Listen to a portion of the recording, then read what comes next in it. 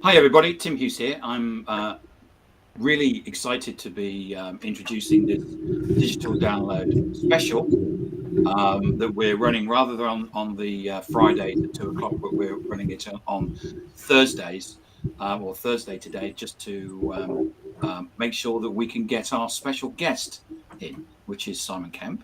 So, welcome to Simon. We'll do some introductions. Unfortunately, Lorena hasn't been able to make it yet, so I'm hoping that she's going to join us. But she did say that she was going to try, but maybe she's going to send some apologies. I don't know yet. Let's do a quick round of introductions. Alex. Good morning, all, depending on where you are. So my name's Alex Abbott. I'm the founder of Sapiro. We're a B2B sales consulting firm focusing on value creation and enablement. Rob. Good morning, all. I am Rob Durant, founder of Flywheel Results and a proud DLA partner. And it's what, 5 a.m. with you? It's now 6:01. Okay, fine. Thanks. Lenwood. Good morning. I'm Lenwood Ross. I'm the founder and CEO of Accelerate. We focus on human-centric talent acquisition, and I'm a partner of DLA Ignite. Adam. Hi, everyone. I'm Tim's business partner and co-founder of DLA Ignite, and I'm just bowled over by the fact that two people from America would be on this call at 10 o'clock in the morning. I think that shows incredible. This is the earliest. And especially is that we changed our clocks, so it's. I think that helped, actually. They changed it, so it was. They said that the earliest that they could do was about 6 o'clock, so we actually got that. Anyway, Simon, do you want to introduce yourself? And do you want to also give some context in terms of what data that we're going to talk about and explain how you put it together and where you get the data points from and stuff? That would be excellent. Sure. And thank you so much for coming on and talking to us. Thanks for inviting me, and thanks to the guys who woke up ridiculously early. So both Linwood and Rob, thank you for sacrificing sleep to join us today. That's deserving of quite an accolade. So I'm Simon Kemp. Nice to meet you all. I run Kepios, which is an advisory service that helps the world make sense of what people are really doing on the internet. I also run Data Reportal, which is where we share all of the reports that we produce in partnership with We Are Social and Hootsuite. So if you've seen those reports before, you know what we're going to talk about today. If you've not, these are probably one of the most widely read resources for making sense of digital behaviors in every single country in the world. So we cover 245 countries in a certain amount of detail, some of them more than others. The only two countries we don't cover are North Korea, because there's no internet there, and Pitcairn, which is a tiny little island in the Pacific where there are only 55 people, and therefore any data might be personally identifiable, therefore we don't share it. For everything else, we do what people are doing on the internet, social media, mobile devices, e-commerce, and increasingly we're looking at the way that people engage and interact with digital marketing as well, but from the audience perspective. So those are the numbers that we're going to go through today. We've got a bunch of partners that help us collect and share that data, so especially folks like GWI and Statista, but there's a whole bunch of other fantastic people in there. I will try and call them out appropriately as we go through the data, so you know, as listeners and viewers today, where you can get more of these fantastic numbers. And I think that certainly in my own personal opinion about the data, there was another set of data which became and the person that put it together, she moved jobs, didn't she? And then the whole and so what your data has now become the data point for the internet and social media. That's my opinion, but I don't see yet. You know, it's the and I know that over the last few years you've gone through and worked with organizations so you know it used to be global, and then you've brought it down to the different regions, and then you do it now by country, because I've been on lots of your seminars, and people go, do you have the figures for Sierra Leone? And you go, well, yeah, it's out next month. Yep. Absolutely.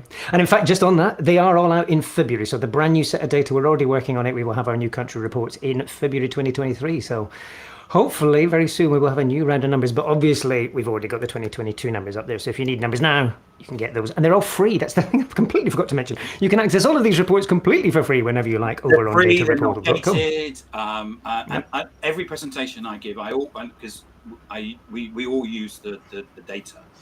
And I always say, follow Simon Kemp. which then always, and I now come to, when I do webinars, I always come with your LinkedIn URL to get people to follow. Nice. So Thank you, sir. just sort of let you know that.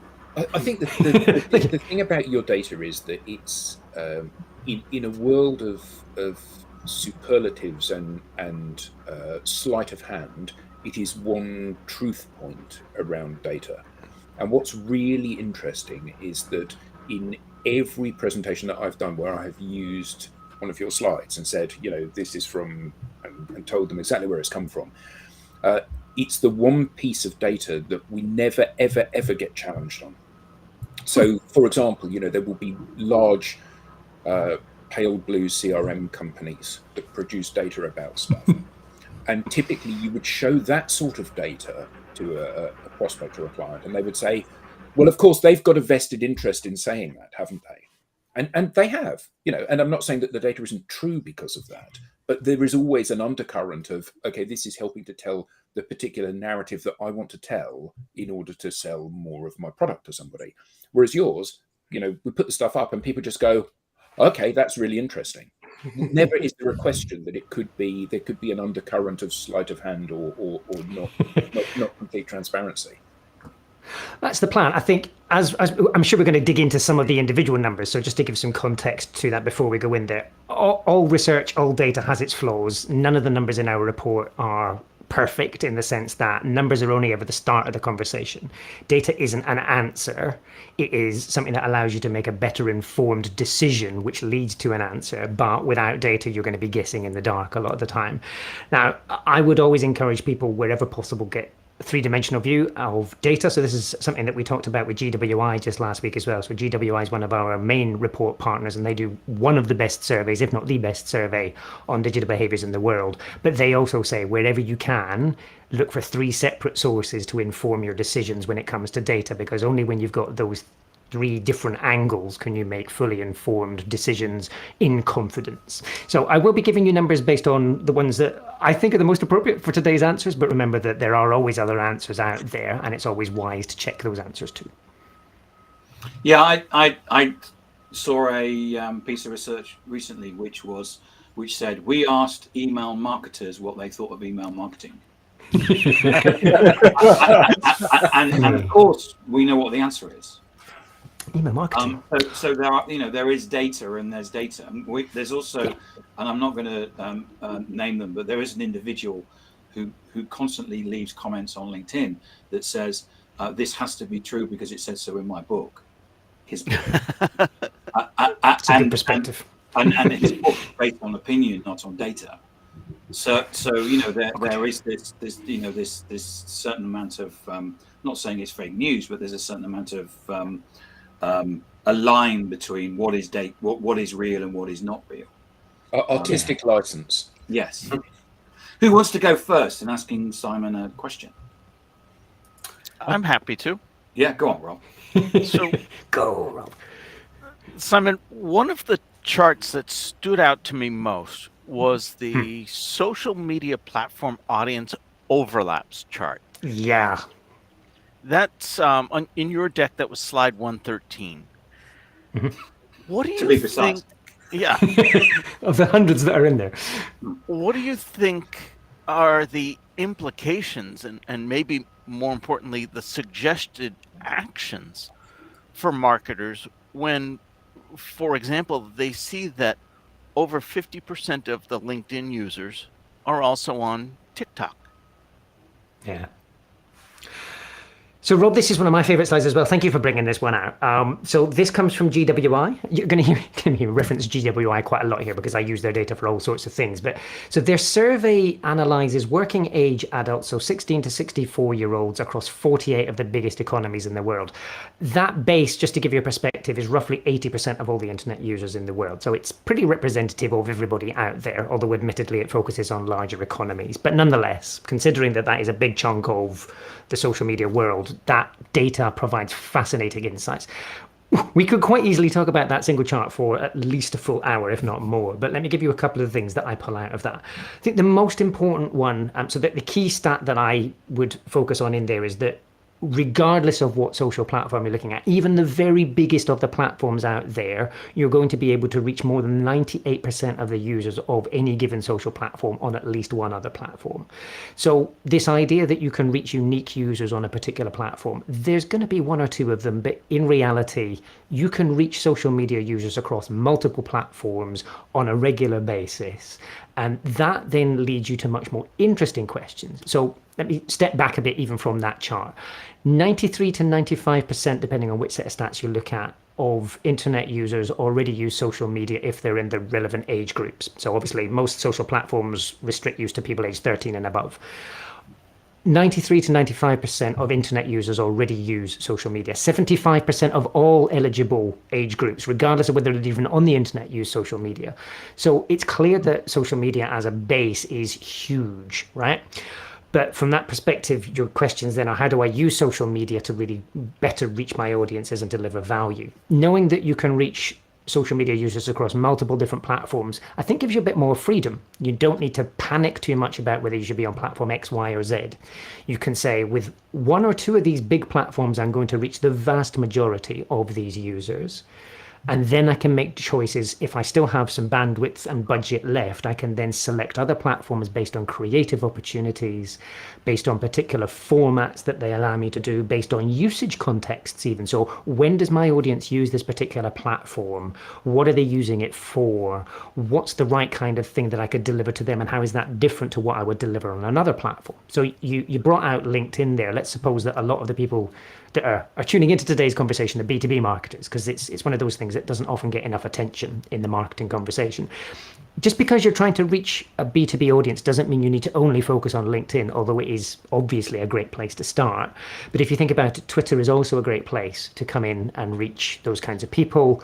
I think you also want to be looking at Facebook as an interesting platform, much as it feels like it's a place where you can go and chat to friends and family. Just because of its sheer size, Facebook is always a great opportunity for you to do B2B marketing activities as well. So don't let stereotypes, I think, get in the way of your planning. Use these data points to say, my audience is here.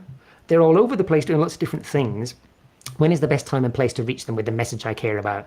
And how can I make that as impactful as possible?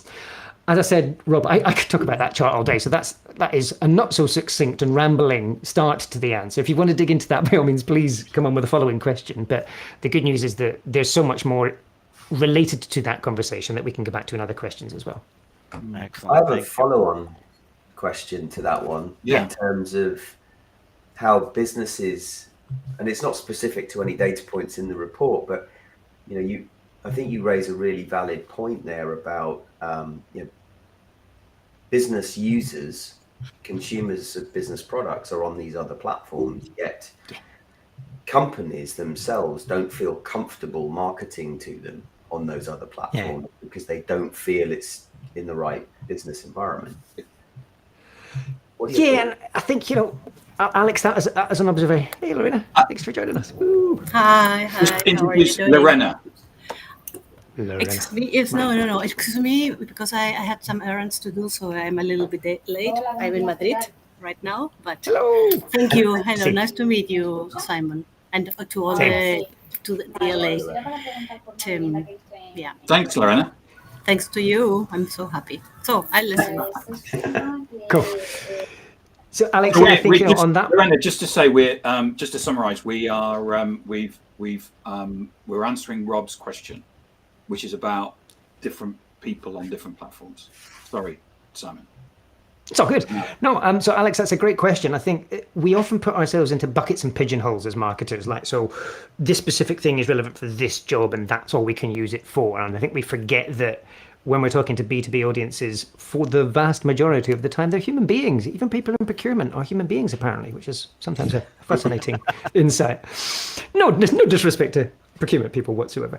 But I think, this idea that you need to only use a business channel to deliver a business message, there's a certain logic to that. But at the same time, you're missing opportunities to deliver different kinds of messages to different people. I think especially when you start looking at platforms like Twitter, which is a news platform above all else, when you look at the reasons why people use the Twitter platform, the vast majority of users come in and say, that's the primary reason I go to Twitter, is to get news. So, if you're delivering news-related information, if you want to deliver facts and similar, then Twitter's a fantastic place to do that. And it's also a place where you can have very different kinds of conversations to the ones that you would have on LinkedIn.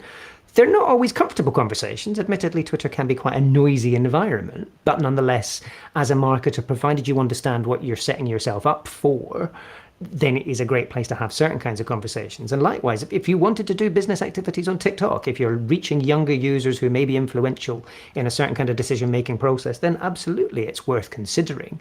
So yeah, I think the key bit is to not get distracted by platforms and technology. I think as marketers and as journalists, a lot of the time, we tend to get distracted by numbers and technologies and names and whatever else. But if we forget all of that completely and we go back to marketing basics, who are the people that I care about and want to engage?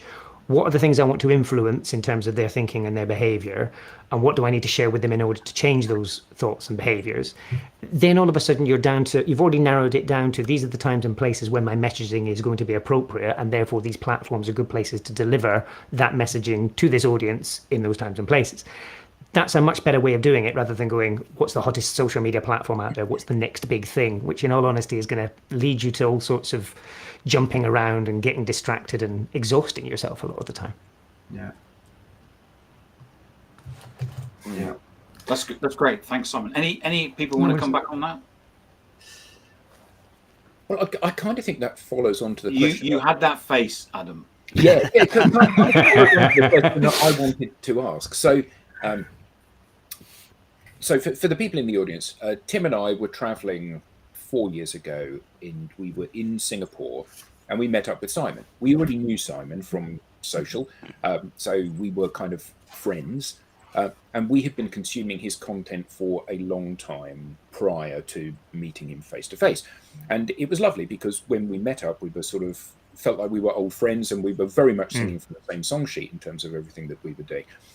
And tracking back over the data, one of the things that's really interesting is that the growth of social media platforms, as they have got bigger and bigger and consumed more and more of people that are on the internet, it is natural to assume, as you are pulling new users from an ever-decreasing pot of people who are not currently users, the rate of growth will slow.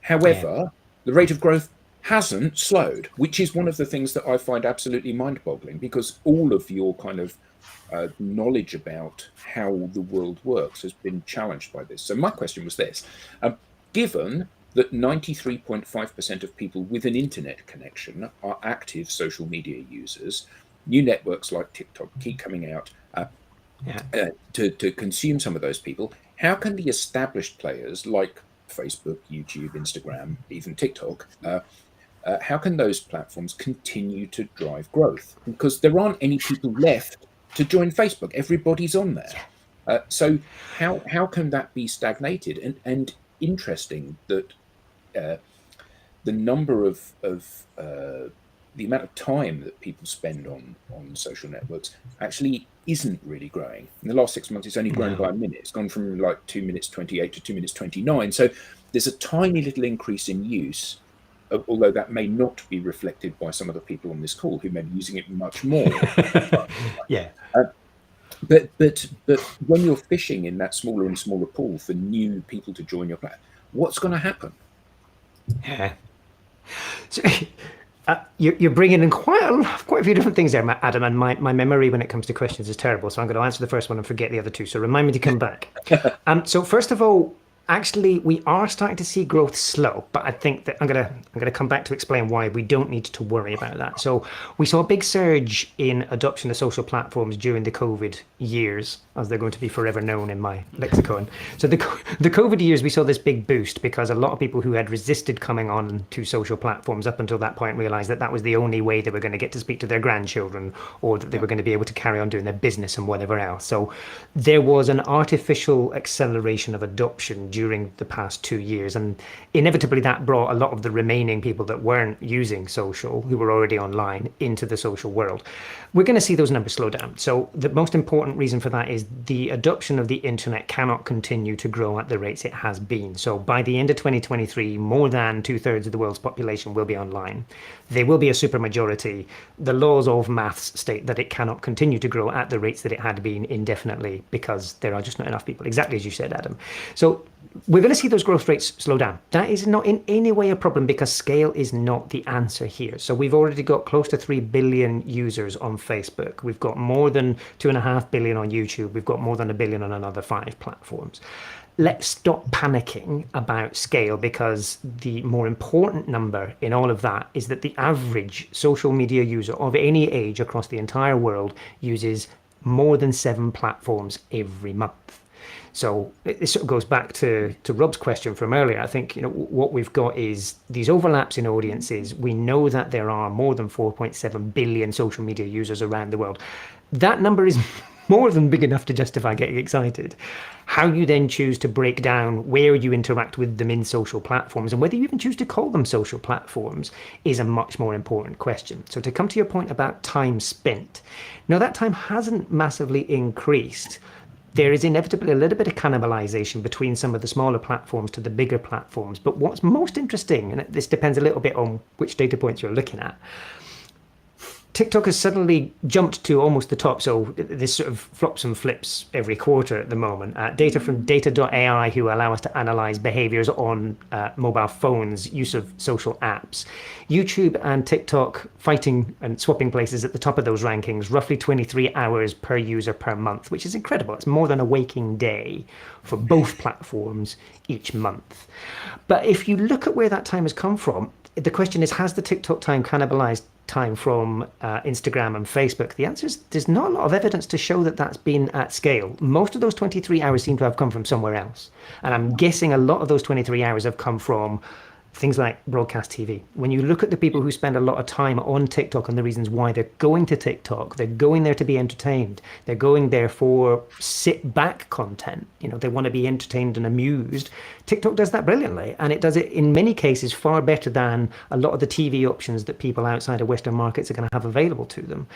Is that social, though? And I think this is where, especially for a lot of the folks thinking about what they do with this information on today's session, is it's great to know there's lots of people using it, but where does it fit in my mix? And I think this idea of a marketing mix is essential. We are not looking at binary choices here because of the fact that people use those 7 platforms, because of those audience overlaps. You can happily use Facebook and Instagram and TikTok and LinkedIn and Twitter in your marketing mix at the same time, if you've got the resource and the bandwidth to do so. But is that the right thing for you to do is a very different question. It's down to you, your brand's needs, your audience, and all those kinds of things for you to make those choices. The data helps, but ultimately you're going to need to make a decision. But yeah, so I think a couple of takeaways from that question, Adam. Don't worry about growth. Growth doesn't matter anymore because it's so big anyway. We can pretty much say that everybody who wants to use social media is going to be using it at some point in the very near future, and therefore that's great. It's no longer a question of are people there, are our audiences there? They are. But how you use it is the much more important question, and that's going to come down to spending a little bit more time as a marketer or as a business person or even as a government analysing what people are doing on these platforms and then how you use that to your advantage. Brilliant. But although, as you were talking, you said something which I found really interesting. Well, you said lots of things that I found really interesting, but one thing in particular, one throwaway comment, which was, even if we decide to keep calling them social platforms. Yeah. Unpack that for us, because that's an interesting. Have they moved from being a website to being so embedded in people's lives that they're not social platforms? They're just part of, like, email. It's not a comms channel. It's just email. Yeah, that's right. So I think, and the rest of the folks in the session as well, feel free to dive in with your questions and observations on this as well at any point. But just to unpack that, the reason I gave you that throwaway comment, this is one of the things that we're spending a lot of time with our Kepios clients talking about, is by lumping all of these things together in this bucket we call social media, we're then fighting for budget that has been assigned to that in daft ways.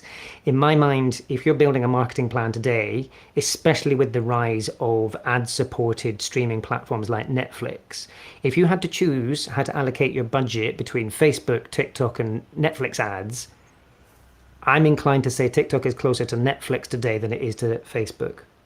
And from that perspective, a lot of our decisions as marketers come down to how we allocate our limited resources, time, effort, budget, and similar. Calling TikTok a social platform just because it allows comments. News websites allow us to leave comments. Are they social platforms or are they news platforms? I think it's these daft things of, it doesn't matter what we call it. It's that classic Shakespeare quote, a rose by any other name is just as sweet. That's the point here. These are environments in which we can deliver content and engage people in activities that matter, whether it's conversational or otherwise. Identify where those environments are, regardless of what you call them, and prioritize the ones that allow you to do the things you want with the people you want at the relevant times and places. So yeah, I think that's the key bit here. I wouldn't really think that TikTok is a classical social media platform, and that in no way affects whether I think it's good or bad. It's an amazing opportunity that does a lot of different stuff, and it's worthy of analysing on its own merits. So we've talked a little bit about that, and I know that Lenwood's got questions as well. He's been waiting patiently there, and obviously Lorena as well. Whenever you want to dive in too. It's a fascinating conversation, and this the idea of it's actually not that I probably more than the average person am focused on social media, but the depth in which you're talking about it is showing that I've got much more to learn. So thank you so much for what you're sharing here. One of the things that as you were explaining that I really was questioning is whether many organizations, and maybe this isn't a question for you, but just a question generally, which is whether organizations really have sufficient resources allocated to understanding the platforms and their audience and the type of content that would work best on that platform and how they should be using it with employees. I mean, are people do they really have enough resources dedicated to this? Brilliant question. One of the biggest challenges, I'm sure so many people joining today's session are going to relate to that question as well, because a lot of the time I feel overwhelmed by what's out there. I'm doing a presentation for one of the world's largest advertisers, preparing that at the moment. And even, I'm like, I have to go onto the internet and see what are the social platforms that everybody is talking about today so that I can make sure I'm addressing their questions. In theory, I'm tracking all of these things, but maybe there's one I've missed. I get this FOMO and this fear that, my goodness, there might be something out there that I've missed. I was on Wisdom last night. Wisdom. So I don't even know what Wisdom is.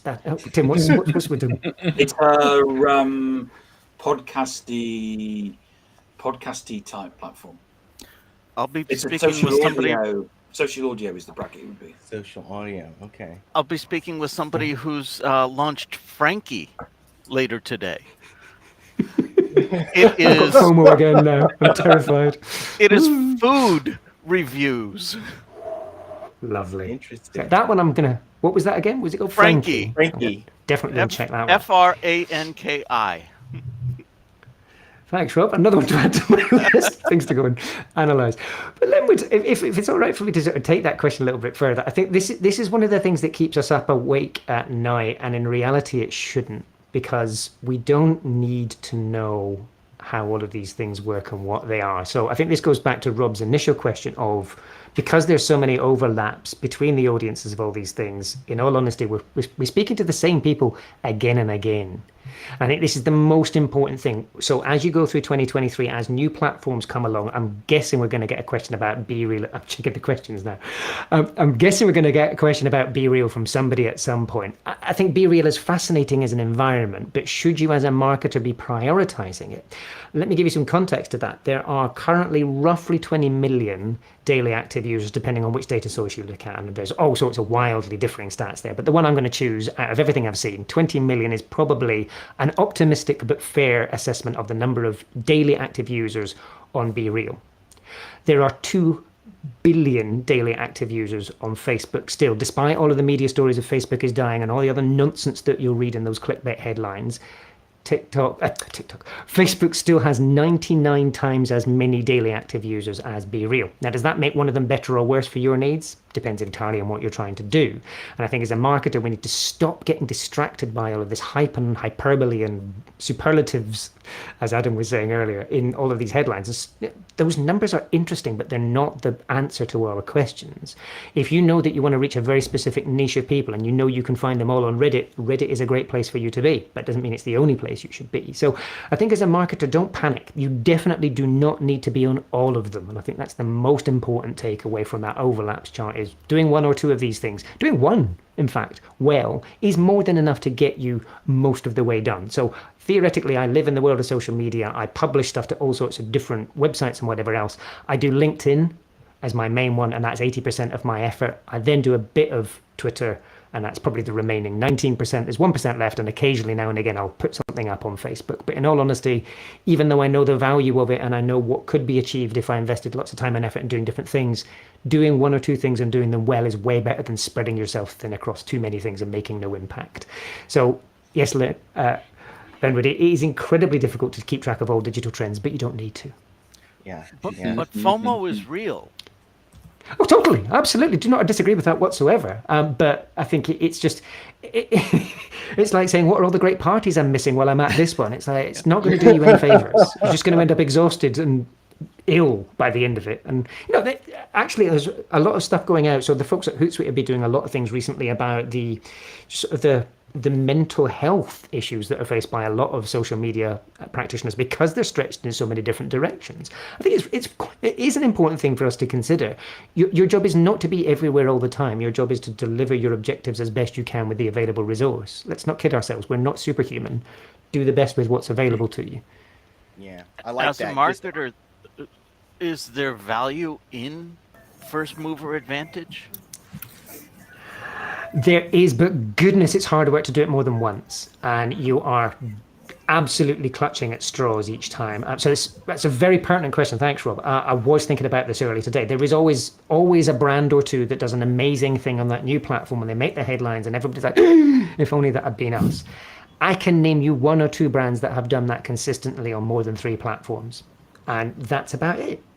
The rest of them, they're a one-hit wonder, and that's great for the short term. And look, by all means, I'm not dissing it, but I'm just saying, wow, that's hard work. If you're trying to do it every single time, you've got to be incredibly creative. You've got to have resource. You've got to have time.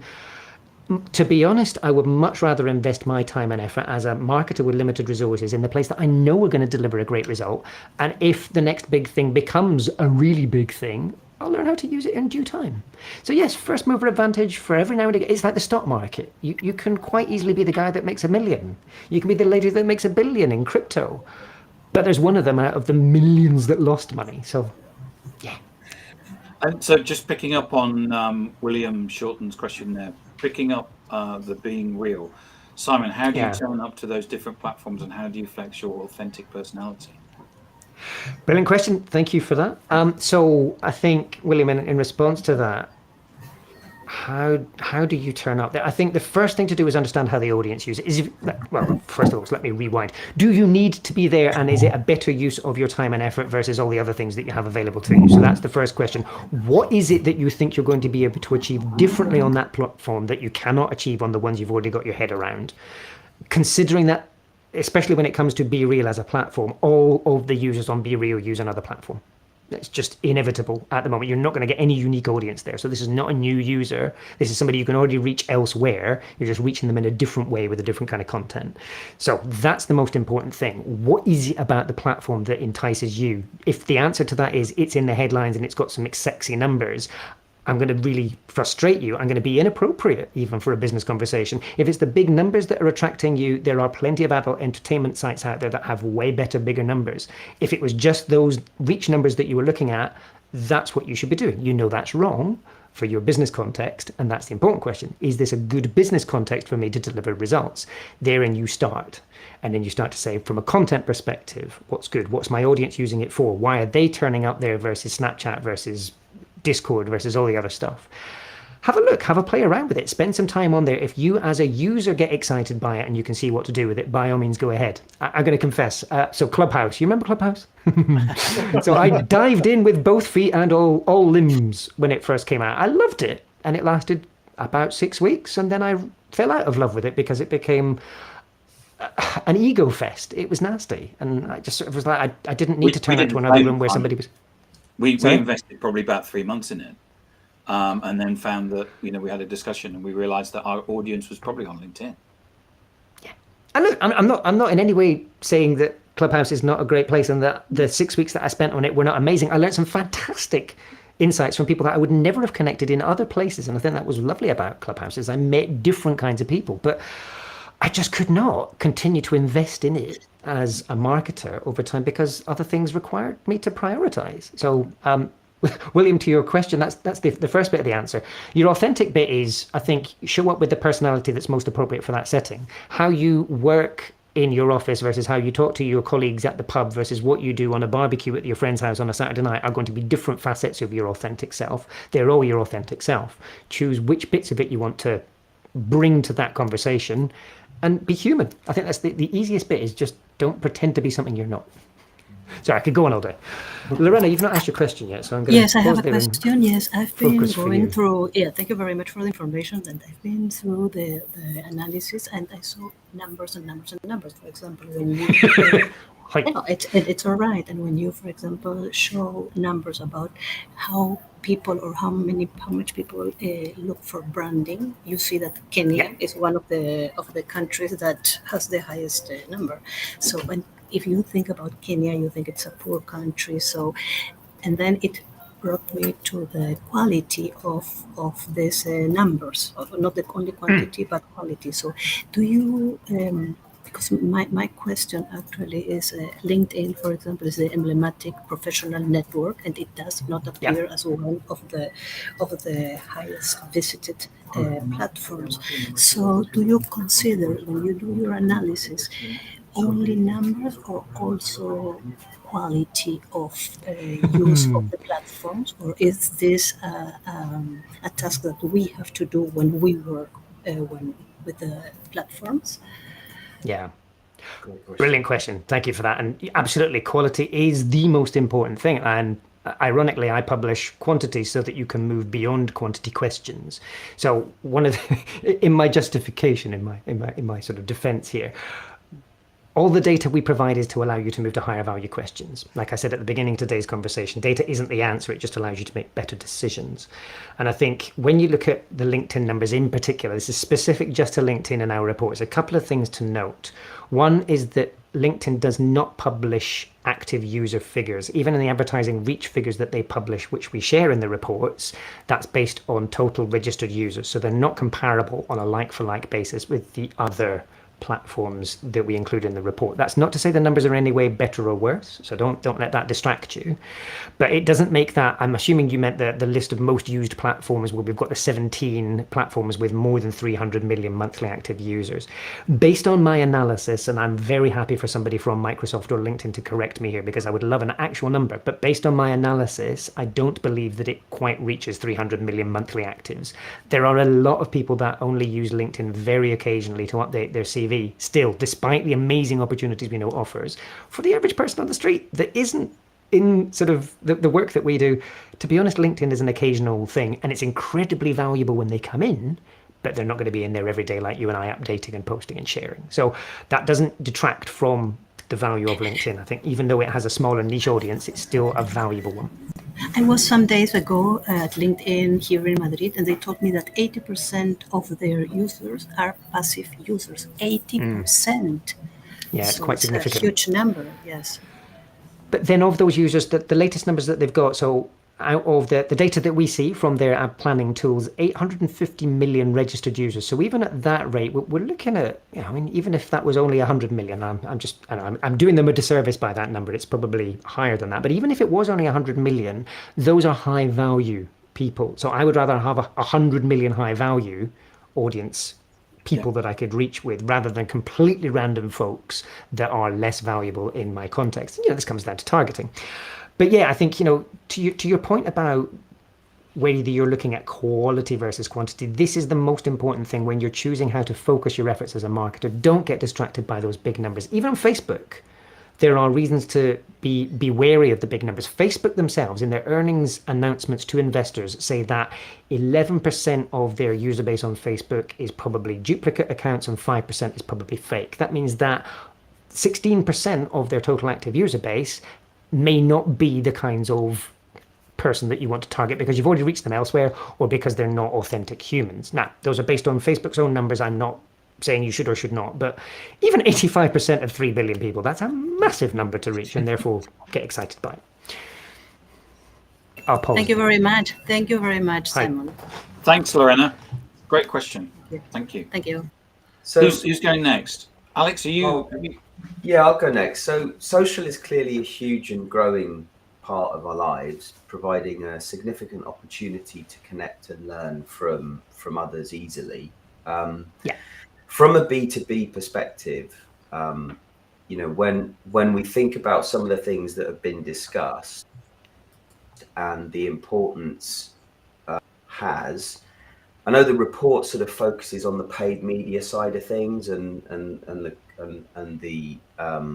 kind of the volume and how big social is, but when we think about it from a B2B perspective, and specifically social being a place to bring customers, prospects, partners, employees together, why do you think companies don't pay enough attention to this from a cultural perspective to really put social at the heart? A great question again. Thank you for that one, Alex. So just to clarify one thing, when you said we focus on the paid media bit, when it comes to the social media numbers, we publish ad audience numbers simply because they're the ones that we can collect. I would publish a greater variety of numbers if the platforms made it easier, but they don't, frustratingly. So that's the reason I use the ad audience numbers, is they're very accessible for us and they change regularly, so that's a good story to tell. But you're right, I think that there's much more to the social media opportunity than just the paid interruptions, as I like to call them. And I don't necessarily mean that negatively, but it is a little bit like somebody's going to come in and poke you when you're having a conversation with somebody else and say, I want to tell you about my product. And it's like, oh, that's not the best way of engaging somebody. If you had the opportunity to sit down and say, we share the following things in common, we've got the shared interests, let's have a chat, that's magic. That's where you start to build bonds and you start to be able to learn from and influence others. And I think it's that bit that a lot of businesses see social media still as very transactional. So your question is almost the answer, weirdly. It's like, because so many people and so many reports, including mine, focus on that commercial side of things, they miss the softer side of things. They miss the much more qualitative value of these platforms. Because it's not being reported at a boardroom level, finance don't see it, procurement don't see it, whoever else don't see it. And from that perspective, then it doesn't get the necessary attention in order to bring it to the top table, which is crazy. Because I think when you look at things like employer branding, just the value of being able to hire the right employees and the right partners and what that then brings to your business, almost all of that is organic. You obviously can invest in paid media when you're doing those activities, but realistically, if you think about your LinkedIn feed today, the companies that you build the strongest favorable opinions of are the ones that are consistently sharing content that adds value to your daily activities. And I think it's that bit is there is not nearly enough attention being given to that at this time. And we need to focus on it more. I don't know quite how we do that better. But I'm going to echo your question back to you, Alex. Yeah. Have you got any tips for folks based on that? I know that's important to you, so experiences would be great. Well, it's one of the biggest challenges that I have is convincing organizations to invest the time that they need to in their people to develop their personal brands, to create content that will drive greater interaction from an individual perspective, but then also helps the business and the organization. Because depending on who you talk to, whether it's the marketing leader or the sales leader or the board, they've got their own idea about that transaction, as it were. Yeah, that. I think a big part of this comes down to metrics and measurement as well. So the things that, for whatever reason, the numbers that we report back when we talk about social media performance in marketing are probably not the ones that deliver the greatest value to the bottom line. Yeah. We're guilty of that as an industry, and it was our own fault. We went with the easiest tracked things, and then they became the default metrics, and it was daft. I personally fight with this every day, and I'll be totally honest with you. So, I mean, especially the folks on this call, I'm sure have been subject to my incessant posting of charts on LinkedIn. You've seen the kinds of stuff that I share. And over the past, I suppose, couple of weeks, I've been trying a few different things, and I get frustrated when the reach of those posts is not what I want it to be, when I don't get the same number of likes. And I'm completely, I have to physically force myself to go into the things and look through the numbers.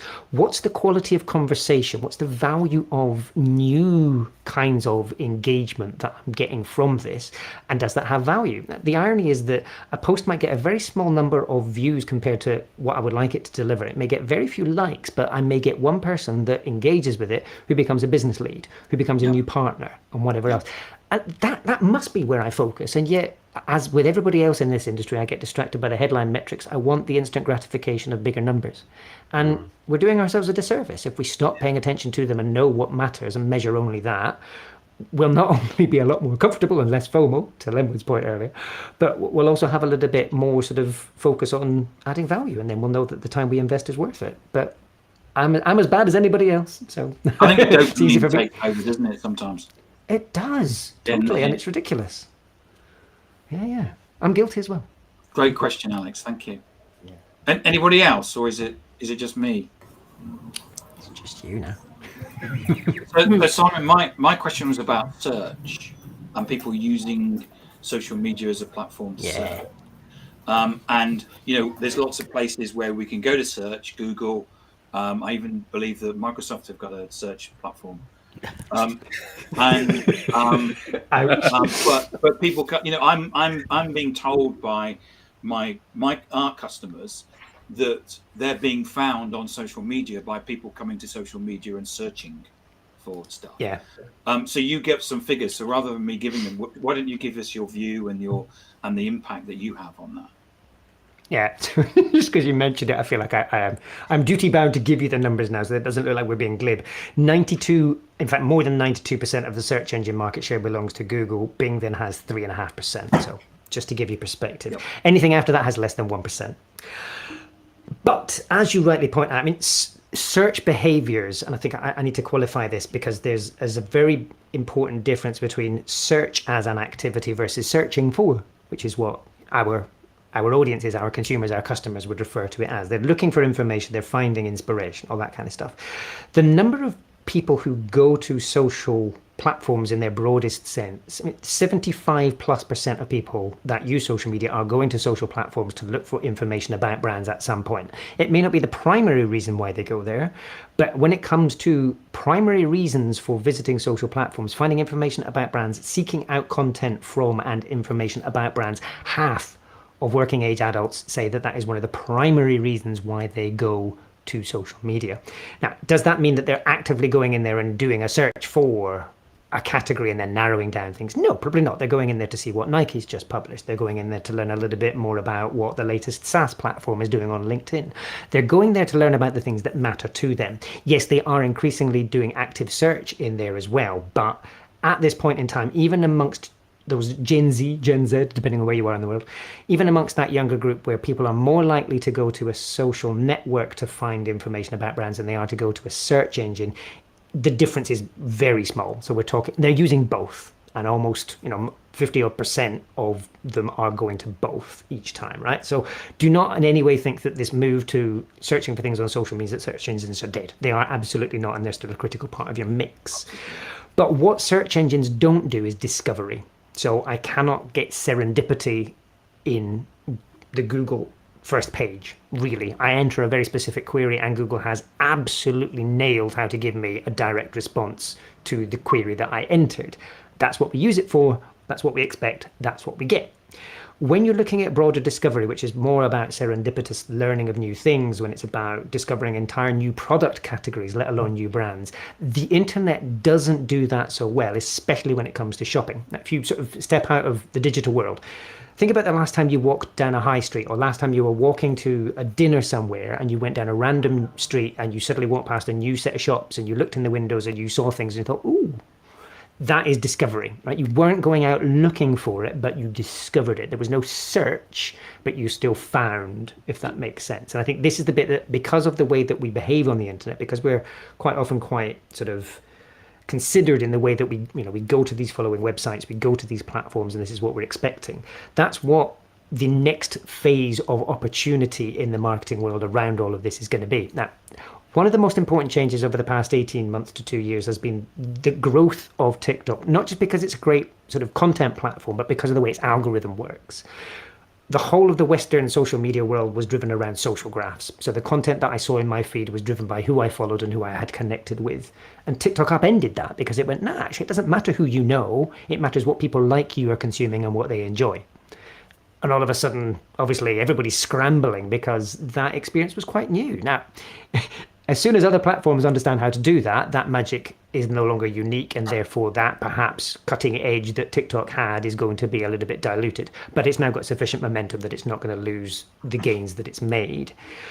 But there are so many opportunities for greater discovery. That's not to say search loses importance, it's just that we need to add on to it. So I'm looking at the moment, and this is one of the things that I am actively looking at as one of the top things I want to know more about in 2023 is how do we improve discovery in digital environments? And part of that is through better social algorithms. Part of that is through much better approaches to serving value on e-commerce platforms, whether that's direct to consumer or marketplaces like Amazon. It's so much opportunity to learn about things I don't know about. I'm a music fan. In my personal life, I spend my life trying to find music that sounds like this. And can I do that easily? No. I can get you to tell me all the other songs that an artist has produced. I can get you things that are the same year, things that are technically in the same genre. But if I said, I want a song that sounds like this, nothing does that for me. Pandora used to try, even then, it struggles. That's discovery in its best. I want to learn things that, when I don't know the question, how do I ask it to Google? But isn't there also the issue that search, in the traditional sense, the Google and Microsoft search engines, they deliver carefully curated answers to the questions that you're asking, but what they don't deliver is truth. So, for example, if you type in and search for, so they deliver facts. If I search for what's the capital of Germany, it'll say Berlin. If I say or whatever, and fundamentally, the as a buyer, it doesn't deliver what you want. If you type in what's the best CRM system, what you get is 10 companies that come back saying we're market leading, we offer the following functionality, we offer, because everybody claims to be the best. If you run the same search on social, you get a completely different set of results, which are based on people's experience. Nobody ever on their website says we're third best, a little bit expensive, and not always reliable, ever. So when you run a similar search on social, what you see is a much more open series of responses. And I'm surprised that we haven't seen a bigger migration of search from traditional search engines, which is all about search engine optimization and paid positioning, to something which is true. So like when you buy from Amazon, you look at the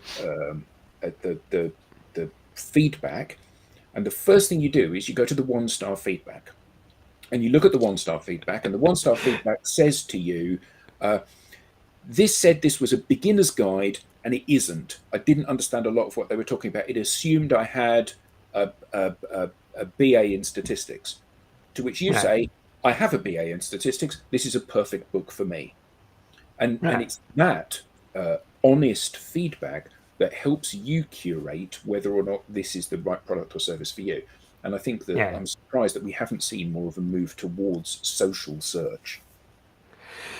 It's definitely on the rise, although it's not rising quite as quickly as I'd expected, especially based on the data that we saw this time last year. So let me unpack a little bit of that. I'm not trying to antagonize you here, Adam, but I'm a little bit wary of that word truth. Please, antagonize. I think Google does deliver truth, but only where it knows what the truth is. I think that the answer to what's the best SaaS platform out there, I don't think any algorithm could tell you that, because it varies depending on who you are and what you need. Whereas Berlin's always going to be Berlin's Berlin. But yeah, I think you're absolutely right. Let's look at the social algorithms. At the moment, they are optimized to deliver the latest, freshest content, not necessarily in perfect chronological order, which I know is an ongoing frustration, but they are there to deliver what is typically a more entertaining or newsworthy experience, rather than going back through the annals of time to deliver you stories from 10 years ago that were appropriate. This varies massively from one platform to another, and depending on how sophisticated you want to be and how nerdy you are, you can find value. So I still find that one of the best places to search is Twitter. So if I want to find older information on Twitter, it does actually provide me with advanced search. But my God, it's difficult to use if you're not nerdy. If you want a quick answer, it ain't going to happen. You've then got fantastic social listening tools, but obviously you need to invest a little bit of money to get the most value from them. But they do allow you to do much more of that search. But the average consumer ain't going to be investing one of those to find out what they should have for dinner tonight, right? So that's not what this is going to do. So yeah, to your question, why are they not doing this? Because they've not been built that way, because the technology that powers their core proposition is almost in opposition to that. It wants to focus on the new and the fresh rather than go back a little bit more and provide you with a balanced perspective. They're going to have to develop an entirely new algorithm that does that, and I know that they're investing in it. And if Facebook tried, didn't they? They did. And 3 or 4 years ago, they had this thing they were going to launch called Social Curve, was it? Social Graph? Possibly. It was in beta, and I registered for it. And the idea was that if you go onto Google, and I'm not belittling Google, if you go onto Google, it takes information which is drawn from the entire internet, much of which won't be appropriate to you. If you go and search within Facebook, where most of us have a presence, the people that are closest to you, the people that you interact with most, are likely to be people who are most like you. And therefore, when you say the best Scotch whiskey is this, it's not based on the fact that you have invested in promoting that. It's based on the fact that you're a Scotch whiskey connoisseur and you particularly like this one. And because I like you and trust you, that's much more likely to be something which is weighty and inform my decision about that. Yeah. And I think that was a brilliant thing that didn't sadly come to fruition, because that would have been massively helpful in helping that discovery stage. What should I eat for dinner tonight? Well, my mates all tell me it should be this. Okay, well, I'll give that in. It's interesting when you look at what Facebook are pushing as their latest ad placements. The opportunity to appear in search results on Facebook is definitely there, and it's a decent audience. I've actually got the numbers for it. I'll scooch them out while I'm talking to you. But I think that's where they struggled, is that finding the commercial answer to the search thing versus the ability to just put display into your feed, I think is the bit where they stumbled and they fell over. So potential audience that marketers can reach with ads in Facebook search results based on our October report, 730 million. I mean, that's a very decent size audience. Not quite as big as Google, but decent. But, I think what you're revealing here, Adam, is that there is a massively untapped opportunity that none of them have quite cracked. Ironically, like I said, I think I get personally good results from Twitter. If I was going to single out one platform that did search better than any other, it's got to be Pinterest, but it's very specific in what it does for me. If I want an image that looks like this, if I want something that's similar in graphic style to X, it will give me 25, 100 different things that are actually very similar to X. And that's hugely valuable. I save myself a lot of time and stress by going in there where I'm looking for visual inspiration. But it's very specific, and it only does that. I couldn't go in there and ask it, what should I have for dinner? Because I ain't going to get any answers that are worth sharing there. So this is, like I said, it's one of the things I'm tracking for next year. One of the biggest opportunities, the one that cracks it, is going to make a lot of money. Because, like you said, brands want to be there in the discovery phase, not just the finding the objective truth. Yeah. Thank you. Any more questions of Simon? From the audience, from you guys, Lorena? No, I just I wrote to Simon. I think 1 year ago, and asked him why doesn't he research Peru like other countries. You remember, and you told me that you have already a contact there. But I always felt like, why don't you put Peru on your map of users on internet. You're making him blush, Lorena. Oh, yeah, I can From see it. Renegade. I can see So, it. But Lorena's a very easy answer to that question for the folks tuning in. We just don't have access to the data. It's not available. So the 50 countries that we produce on those bar charts are the ones for which I have access to data, which is driven by the commercial realities of our research partners. However, as I'm hoping you're aware already, we do have a dedicated report on Peru. It just doesn't have quite as much told me. data as the rest. But that's a perfect opportunity, thank you, Lorena, for me to come in and give you my sales pitch as we wrap up today. yes, I'm not I selling see you anything because it's all Chile, I free. see Chile, I see Colombia, Argentina, and I don't see my country, so I got a little bit jealous. But The good news is Peru is on the roadmap for our partners. I believe we're going to be getting more data for Peru in the coming months, so fingers crossed. But I can't do 250 countries on a single chart because it's just not visible. So regardless of which ones come, I will need to make an editorial choice at some point. Sorry. no. I perfectly understand. Please don't worry. Don't worry. Any more questions? Lenwood, Adam, Rob? Millions, but It's been Alex? brilliant. It's been brilliant. Thank you. Simon, this has been awesome. It really has. Yes. Yeah, I don't know thank about you very you, much. but I'm sure we've all learned something. And I've Absolutely. certainly learned something as well. And it's been absolutely fantastic. And, we've had some great feedback from the audience as well. So thank you so much for coming on and talking Yeah. about this. No worries. Thank you very much. Thanks for allowing me to nerd out. It was good. Thank you very much, Simon. very much, Simon. Thank you. Cheers. So thanks for tuning in, everybody. And thanks for the audience and thanks for the panel. Thank you very much. Thanks, See you next everybody. time, guys.